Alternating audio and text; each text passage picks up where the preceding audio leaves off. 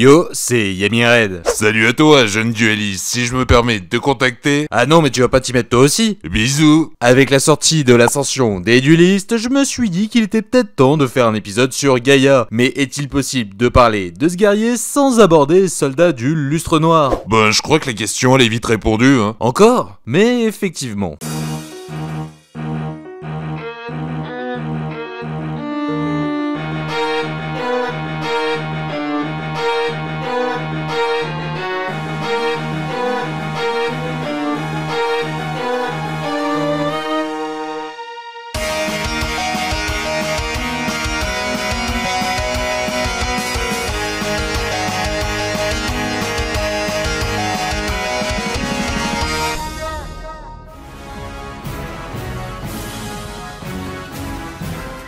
Après avoir obtenu l'armure en or massif, le paladin blanc usera des pouvoirs d'une vieille relique afin de faire appel à un tout nouveau compagnon. Alors il le chevauchera et ensemble ils iront repousser les ténèbres. Mais un jour, Sombre Lame, qui lui avait obtenu l'armure opposée à la sienne, se mit à l'affronter. Après un long combat, il parvint à le vaincre et à faire fuir les ténèbres enfouies en lui. Malheureusement, ces dernières contamineront le paladin, créant ainsi un double bien plus sombre qui appellera à son tour un dragon. Les deux s'affronteront mais détruiront mutuellement leurs armures, faisant ainsi fuir leur dragon. Peu de temps après, chacun avait trouvé une nouvelle armure et un nouveau compagnon de route. Lorsqu'ils voulurent s'affronter pour en finir, un magicien apparaîtra et rassemblera les deux. C'est ainsi que naquit celui que l'on nommera désormais Gaïa, le chevalier implacable. Bon, commençons justement avec lui. Il apparaîtra pour la première fois chez nous en 2002 dans la toute première extension Légende du Dragon Blanc. D'ailleurs, pour ceux qui se souviennent de l'épisode sur les yeux bleus, j'y avais déjà théorisé qu'au vu de sa couleur de peau et de sa proximité avec les dragons, notamment le Blue Eyes pour un certain soldat, il pourrait avoir été le paladin du Dragon Blanc. Aussi, 3 versions moins puissantes existent, toutes de niveau 4, avec les mêmes attaques défense. Chevalier polaire et mi-chevalier joueront avec les attributs lumière et ténèbres, un peu comme l'archétype soldat du lustre noir, mais nous verrons ça un peu plus tard. Et origine, dont la couleur du cheval oscillant entre rouge et marron peut rappeler celui de la saison 0. Il servira surtout à simplifier l'invocation des monstres Gaïa. Ce sont des monstres guerriers de niveau 7 dont l'attribut variera entre terre, lumière ou ténèbres. Cependant, ayant tous besoin de 2 sacrifices, chacun aura une condition propre pour l'invoquer plus facilement. Il y a Elle Sombre qui depuis 2017 dans Duel Link est devenu Gaïa, le chevalier implacable rapide pour correspondre à l'archétype. Ensuite, le récent chevalier magique, puis attaquant et éveillé qui tous deux auront en effet un rapport avec soldat du lustre noir. Et pour finir, Seigneur Gaïa qui augmentera son attaque. Tiens d'ailleurs, c'est pas ce dragon qui l'accompagne normalement? Après avoir tenté de retrouver un tout nouveau dragon, il ne parviendra jamais à obtenir une symbiose similaire qu'il avait avec son précédent compagnon. Gaïa retournera donc voir le magicien bleu et ce dernier lui apprendra la fusion auprès d'un certain magicien sombre, laissant en lui quelques pouvoirs magiques. Peu de temps après, il se fit attaquer par un dragon maudit. Alors, il mit en pratique ce qu'il avait appris et une nouvelle symbiose était née. Malheureusement, toutes ces flammes avaient également réveillé un insecte géant. Afin de s'en débarrasser, il utilisera une tortue étrange pour le propulser afin de faire fuir l'insecte.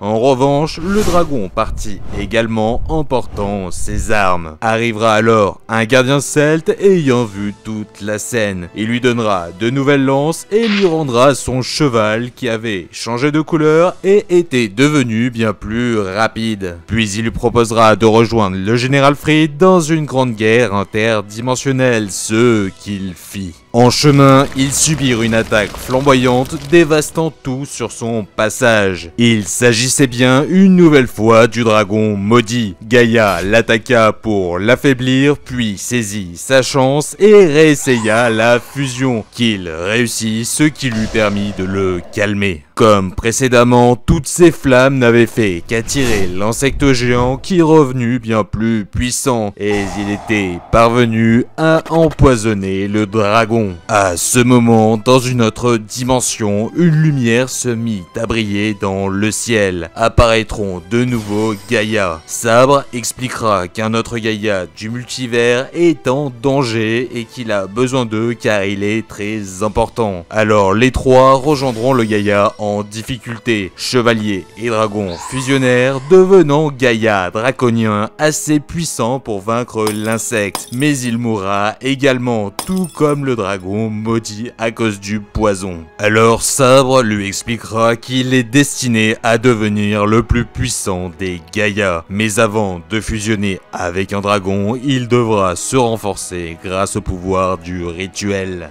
Les monstres malédictions du dragon sont tous des dragons de niveau 5 et d'attribut ténèbres. Il n'en existe actuellement que 3. Le tout premier est un simple monstre normal, le second de feu détruira une magie à l'image de terre embrasée, puis permettra d'invoquer une fusion, et le dernier, récemment sorti en avance dans Tunkao le dragon maudit, permettra de tuto mais aussi d'annuler les effets de monstres. Chacun correspondra à une fusion avec le chevalier implacable, les monstres Gaïa le dragon champion. Tous sont des dragons vent de niveau 7 avec 2600 d'attaque. Le premier est un monstre sans effet comme son homologue, le second galopant du ciel permet de tuto charge tournoyante puis d'utiliser son effet au mieux en mettant les monstres en défense, et magique, le troisième de détruire des monstres et aussi d'augmenter son attaque. Visuellement il semble correspondre au Gaïa magique.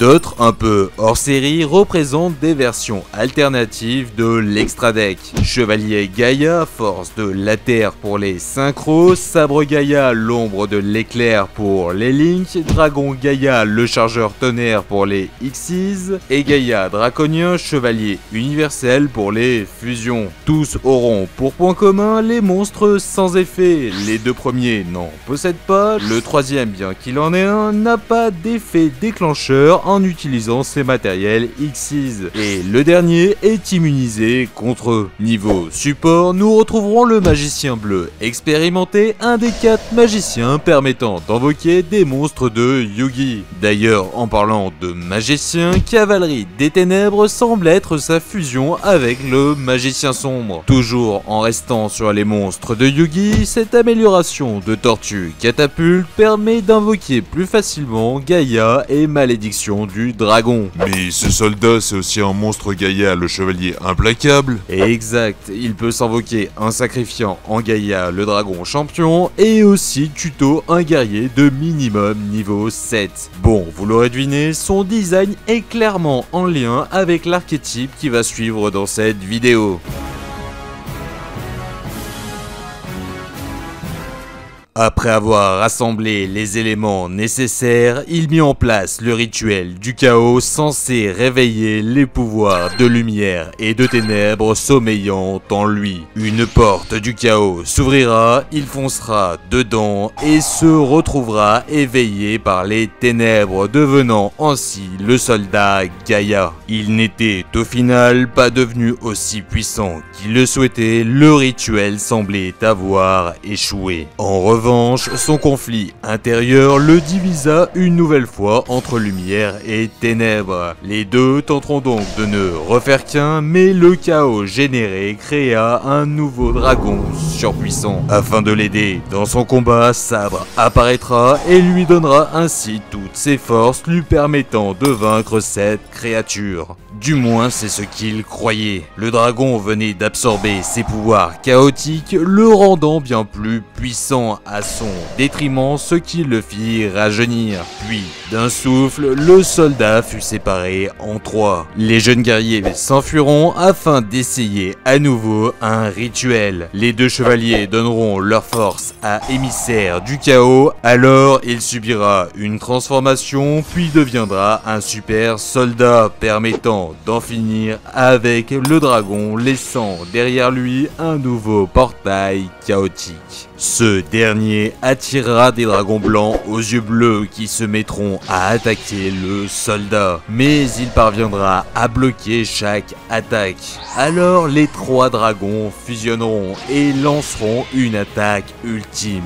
N'ayant plus d'autre solution, il franchira le portail. Son armure se retira et il en obtiendra une nouvelle. Il était enfin parvenu à réaliser le rituel parfait. Alors, parmi les 3 têtes de dragon, il reconnut son ancien compagnon. Il venait de comprendre le message de Sabre Gaïa. Donc au lieu de l'affronter, il se mit à fusionner avec, devenant ainsi d'une puissance presque inégalée. Bien qu'il existe dans une version monstre normale non jouable et rudement chère, le soldat du lustre noir est un monstre rituel sans effet. D'ailleurs, comme le disait récemment French Yu-Gi-Oh sur Instagram dans ses fun facts, c'est le tout premier monstre rituel utilisé dans anime et manga confondus lorsque Yugi sacrifiera Gaïa pour l'invoquer. Il apparaîtra pour la première fois chez nous en 2004 dans le starter deck évolution de Yugi. Ses stats d'attaque et de défense sont exactement les mêmes que celles du dragon blanc aux yeux bleus. D'ailleurs, lui et l'ultime auront une fusion commune. Les autres monstres soldats du lustre noir seront comme l'original des guerriers de niveau 8 quand c'est possible, avec 3000 d'attaque et d'attributs variant entre terre, lumière et ténèbres, tout comme Gaïa. Aussi, plusieurs auront un effet en rapport avec ces 2 derniers attributs, tout comme l'archétype Chaos. D'ailleurs, celui qui viendra s'opposer à ce dragon n'est autre qu'Émissaire du Commencement, tous 2 ayant un petit passif avec la banlist. Il peut retirer du jeu un monstre ou attaquer 2 fois. Soldat Sacré pourra également bannir et aussi récupérer un guerrier.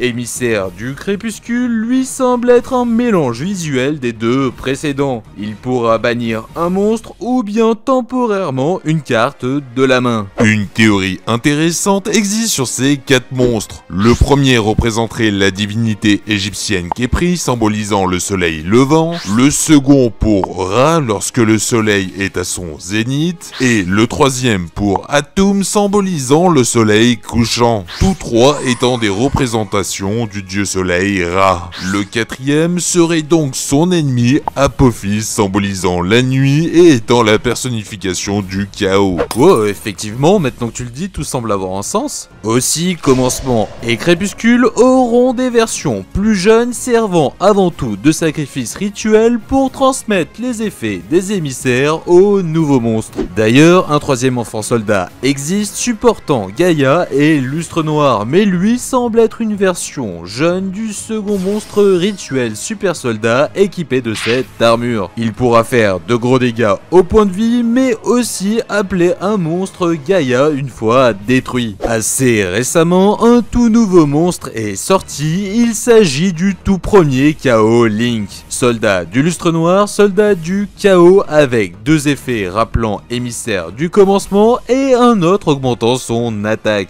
Attends, tu peux pas finir cette vidéo sans parler du dernier monstre sorti, le plus puissant de l'archétype. Ah oui, j'aurais dû me douter que t'allais pas laisser passer ça. Merci pour le rappel, poto. Sorti tout récemment dans Toon Chaos, il possède une version Toon. S'invoquant un peu à la manière d'un monstre rituel, il peut aussi bannir une carte un peu comme émissaire. L'archétype pourra se jouer de plusieurs façons, les deux plus connues étant sans doute le deck chaos rituel avec les magiciens du chaos ou les dragons du chaos aux yeux bleus, et depuis la sortie de l'ascension du dueliste, un deck tournant autour de Gaïa Dragon Champion devient un peu plus possible. Mais bon, côté méta, il faudra plus compter sur un monstre qui se démarquera des autres du fait de sa polyvalence. Émissaire du commencement aura été présent dans de nombreux decks qui ont topé, comme Dad, Shadows, Burning Abyss et bien d'autres. Forcément, Gaïa et Soldat apparaîtront tous deux aux côtés de Yugi, si bien qu'il portera même son armure. Aussi, dans GX, Dimitri jouera émissaire du commencement après avoir emprunté le deck de Yugi. Dans le 65e épisode de 5D, Force de la Terre apparaîtra. Dans le 60e épisode de Zexal, nous verrons Chargeur du Tonnerre lors d'un puzzle duel. Dans le 64e épisode de Vrains, lors d'un flashback de Playmaker, il utilisera Sabre Gaïa. Et dans les chapitres 10 et 11 de CG Structure, Shuma jouera les cartes Gaïa de l'ascension du dueliste, que nous aborderons dans le 6e épisode de Manga Story.